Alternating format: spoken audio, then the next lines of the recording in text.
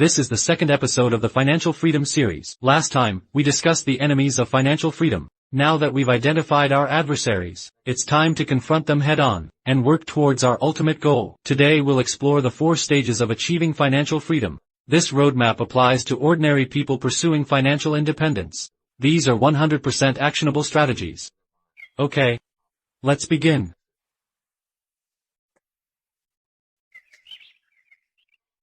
The first stage is the debt phase. Most of us enter life debt-free, with parents covering living and education expenses. But as we mature, independence arrives. Student loans may fund your education. Mortgages enable home ownership. Business ventures require startup capital. And loans become necessary. Impulse spending maxes out credit cards, turning you into a debtor. If you're in this debt stage, forget about financial freedom. Your priority must be debt elimination. Categorize all your debts.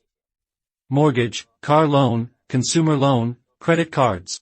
These debts are anchors, dragging down your progress. Failure to address them cripples your journey. Note each debt's interest rate and term. Prioritize high-interest obligations. Enforce strict monthly payments on credit balances, and avoid new overdrafts. Within your means, work relentlessly to exit this phase swiftly. No excuses allowed here. Rationalizations equal avoidance, and avoidance reflects unwillingness to confront reality. Stage 2. Debt-free phase. Reaching this stage earns my congratulations. Financially, you're reborn. What this means: every dollar earned now builds your future. No more scrambling to service debts. Your income stays yours to keep and grow. Trust this process. Substantial savings will accumulate. Consider this Federal Reserve chart from the St. Louis Fed's economic database.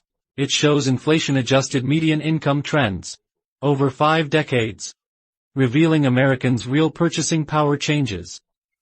Key takeaway: after removing inflation, 2023's real median income was $42,220, or $3,500 monthly. Since we're discussing ordinary people's paths, this median income serves as our baseline. After deducting 30%, let's budget $2,500 per month. That's $30,000 annually. Remember this key principle. Your priority debt-free phase is saving. Minimize every possible expense. Cut expenses and boost income. Stay disciplined, and stay committed. Every sacrifice you make now will pay off hundredfold later. It'll all be worth it. During this phase, your first milestone is saving $100,000.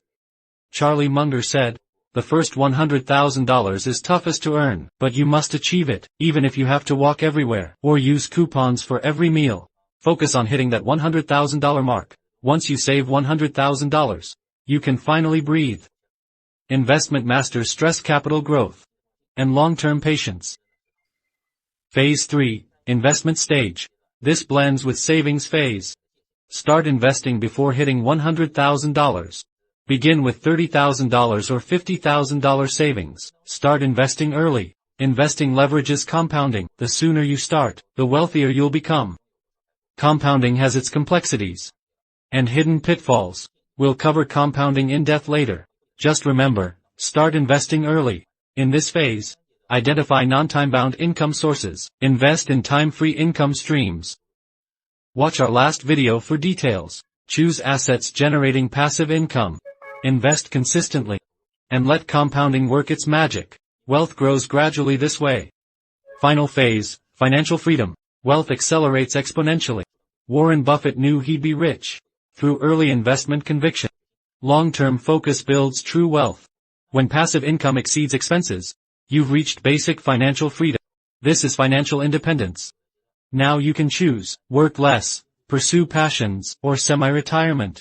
Enjoy this hard-earned freedom. Financial freedom means different things to different people. That's why we call it basic freedom. We've covered key phases today. More details coming next time. See you in our next episode.